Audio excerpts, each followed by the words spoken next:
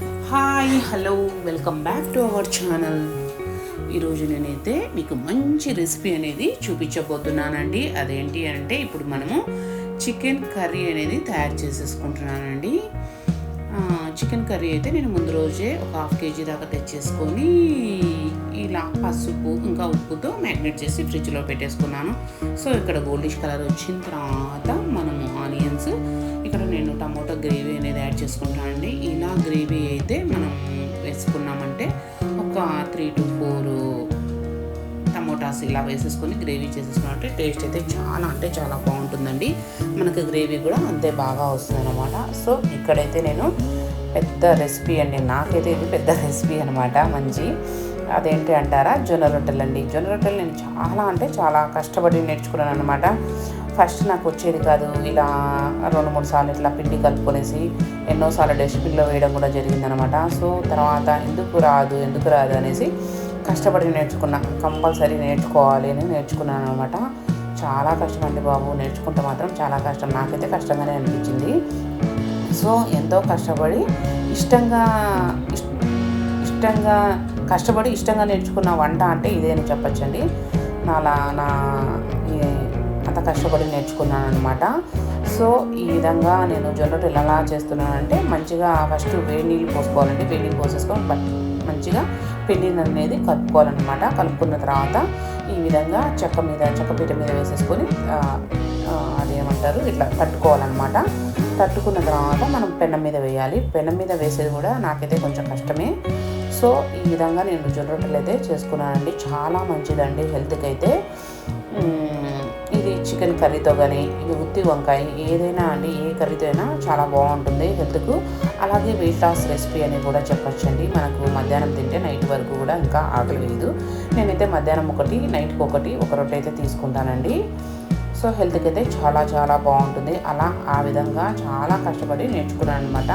రొట్టెలు అయితే నేను ఇక్కడ బియ్యం పిండి కానీ ఏమీ యాడ్ చేయనండి, ఓన్లీ జొన్నలతోనే చేస్తాను. సో చాలా కష్టపడి ఇష్టంగా నేర్చుకున్న వంట అని చెప్పచ్చు.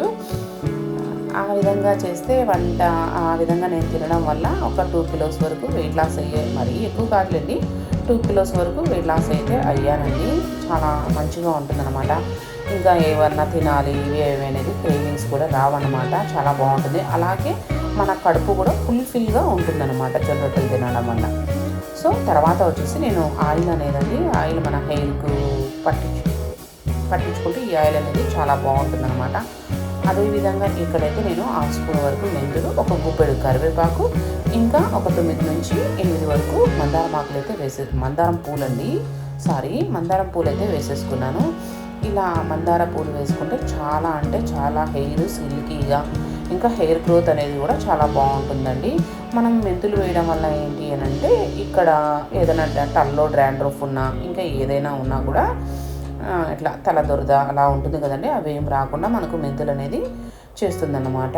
సో ఈ విధంగా నేను ఆయిల్ అయితే తయారు చేసుకుంటానండి. ఇది దగ్గర నాకు 1 month అయితే వస్తుంది.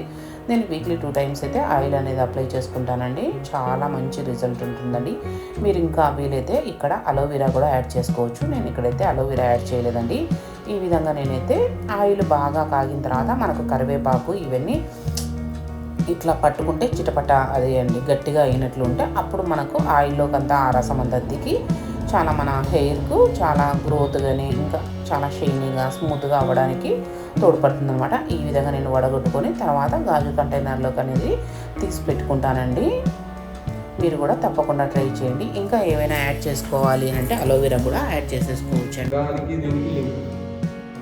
అది మనకి ఎలా తెలుస్తుందంటే, ఏదో ఖచ్చితమైన ఎవిడెన్స్ ఉంది. ఇక్కడ నుంచి అక్కడ ఈ పొలపొలంలో కూడా రాసు అంత గొప్ప తీర్థం 108 తీర్థాలు ఉండేవి. ఇప్పుడు అన్నీ మృత్యుమైపోయి ఒక 15 తీర్థాలు ఉండేవి. కాశీతో సమానం. కాశీ ఈ పర్వతాన్ని చూస్తేనే మనకి దోషం పోతుంది. లేదు సార్, అదొకే కానీ మీ నెంబర్ చెప్పండి.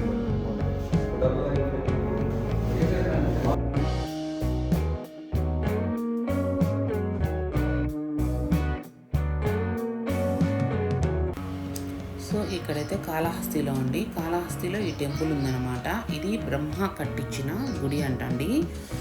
పంతులు చెప్పారనమాట. ఇది ఇంకా అంత డెవలప్లోకి రాలేదండి.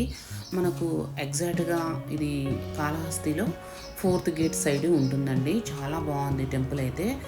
ఆయన మాటల్లో ఏం చెప్పారంటే బ్రహ్మ ప్రతిష్ఠించిన శివలింగం అంట అండి. ఆయన ప్రతిష్ఠించిన శివలింగం అని చెప్పారు. చాలా అంటే చాలా బాగా మనకు ఎక్స్ప్లెయిన్ అయితే చేశారండి ఆ గుడి గురించి. కానీ మీరు తప్పకుండా లాస్ట్ వరకు అయితే ఈ గుడి గురించి వినండి. ఎన్నో మంచి విషయాలు తెలుస్తాయండి.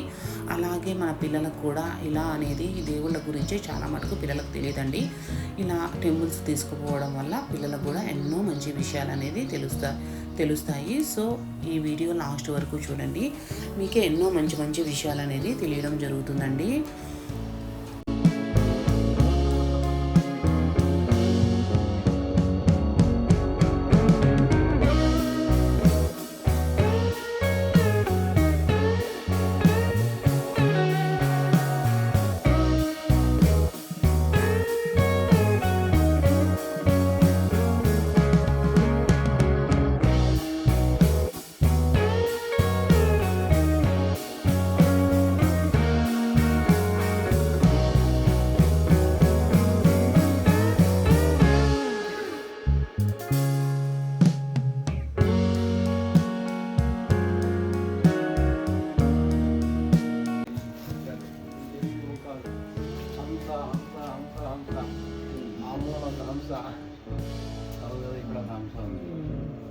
దుర్గాదేవి చూసారు అప్పట్లోనే, ఇది 2వ శతాబ్దం నాటి గుడి. అప్పట్లోనే ఎంత బాగుందో.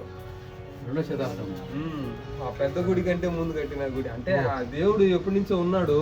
ఆ కట్టిన గోడలకి చూస్తే చాలా ఒక 11వ శతాబ్దం నాటి గోడ. బట్ ఇది అంతకు ముందు మయ్యడు అనే ఒక శిల్పి ఉన్నాడు ఆ టైంలో. ఇది మయూడు శిల్పి మయ శిల్పి కట్టిన గుడిలో ఇది కూడా ఉంది. అంశాలు చాలా ఉన్నాయి. మళ్ళీ ప్రధానాలయంలో చూస్తే అన్ని లేవు. చాలా అద్భుతంగా ఉంటాయి.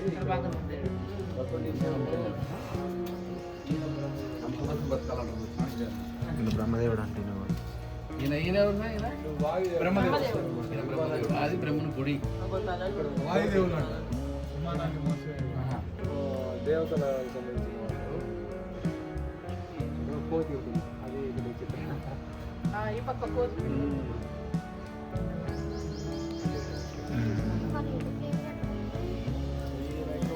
ఆయన బ్రహ్మదేవుడు, ఈయన వరాహమూర్తి. ఈయన భూమిని తవ్వుకుంటా పోతాడు ఎడ్జ్ కనుక్కుందామని. ఈయన పైకి తేలుకుంటా పోతాడు టాప్ నుంచి ఎడ్జ్ కనుక్కుందామని. ఈయన శిల్పి డ్యామేజ్ చేసిండు పనిమాల వాళ్ళు. ఇట్లా 4 ముఖాలతో ఉండే బ్రహ్మదేవుడు, ఈయన విష్ణుమూర్తి. చాలా గొప్ప గుడి.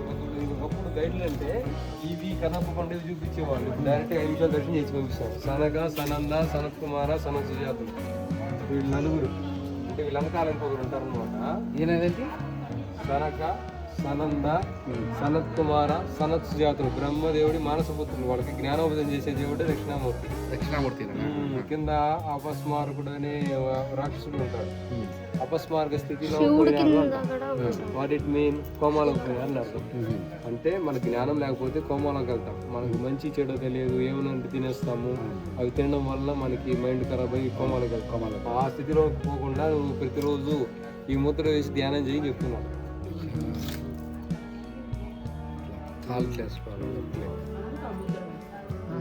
అంటే ఆయన వేసుకున్నాడు. వీడిని కంట్రోల్ చేయడం కోసం కాలు తొక్కి పెట్టాడు. మనం కోమాలకు పోకుండా జ్ఞానంలో ఉండండి అని చెప్తున్నాడు. కాలు కింద తొక్కి పెట్టాడు. మళ్ళీ ఇక్కడ కూడా ఉన్నాయి అంశాలు. అంశం ఉంది. ఇక్కడ చాలా గొప్ప గొప్ప సపోర్ట్ చేసి పైన నంది లెక్కించి ఆవు పాలు పెంచి అభిషేకం చేస్తాం. పైనే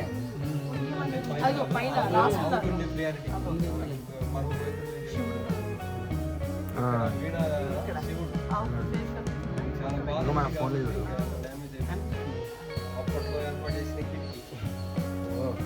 అప్పట్లోనే కిటికీ ఇట్లా ఉంటుందని ఏ ఆక్సిజన్ వెంటిలేషన్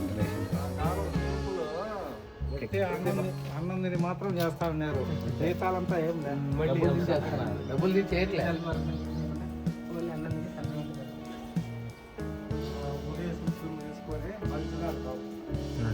సరే సార్ మీరు బయలుదేరే వాళ్ళని ఇవన్నీ చూపిస్తా ఉన్నా అలా తెలుసుకున్నాను కదా. చెప్తే మేము కూడా తెలుసుకుంటాం. విజిట్ చేయాలంటేనే మేము కూడా తెలుసుకోవాలి కదా.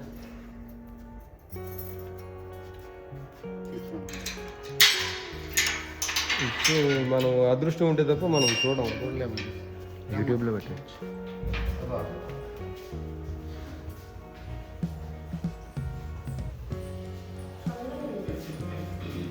ఇక్కడికి వస్తే ఇక్కడ కూడా ఉంటాయి మళ్ళీ అవసరం. అలా సైడ్ వరకు అవి ఆ పై సైడ్లో ఉన్న అవసరం సైడ్ తిరిగి ఉన్నాయి కదా. లేదు ఇది చెప్పాను కదా 2 శతాబ్దం నాటి గుడి అని. కానీ పక్కనే ఉంది పొలం. అది సున్నం కొట్టామంటే ఆ సున్నం కొట్టి మళ్ళీ మేము ఒక 10 ఏళ్ళు సున్నం కొట్టలా అయినా కానీ అది అలాగే ఉంది.